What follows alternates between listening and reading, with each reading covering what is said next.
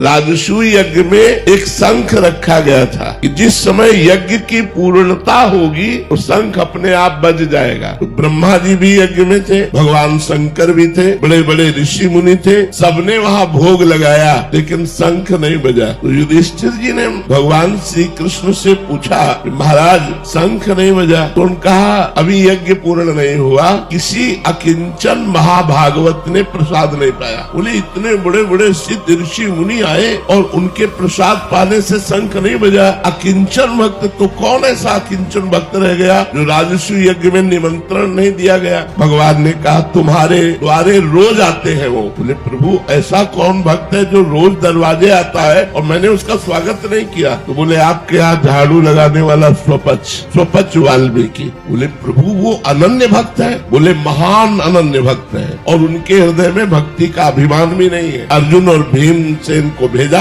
जाओ उनके घर और उनको निमंत्रण देके बुलाओ और रसोई तैयार करें द्रौपदी, और जब उनको सम्मान से पवाओगे तब यज्ञ पूर्ण होगा। तो स्वपच वाल्मीकि के यहाँ जब अर्जुन और भीम जी गए तो वो रो रहे थे भगवान का नाम जप करते हुए, हा कृष्ण हा कृष्ण। भीमसेन ने देखा कि अरे इनको तो कोई जानता ही नहीं कि ऐसे महान भक्त हैं। ये तो एक हाथ में डलिया एक हाथ में झाड़ू लिए दोना पत्थर वहाँ उठाते, लेकिन ऐसे महान भक्त जो साष्टांग दंडवत किया। तुम कहा अरे मालिक आप ये क्या कर रहे हो, हम तो आपके नौकर हैं, हम तो आपके द्वारा पोषित है। उन्होंने कहा भगवान श्री कृष्ण ने अब आपका रहस्य खोल दिया है, अब आपको निमंत्रण देने आए हैं और आपको। बोले हम तो रोज जूठन पाते हैं, हमें निमंत्रण की क्या जरूरत। बोले नहीं भगवान ने कहा है। भगवान की तरफ प्रलय कोप से कहा कि मैं छुप करके आपका भजन करना चाहता हूँ, लेकिन आप प्रकाशित ही करना चाहते हैं। तो यदि आप प्रकाशित करना चाहते हैं तो मैं छुप कैसे सकता हूँ, अवश्य आऊंगा। तो उनको पालकी में बैठाल करके राजसूय यज्ञ में बुलाया गया। द्रौपदी जी ने स्वयं भोजन तैयार किया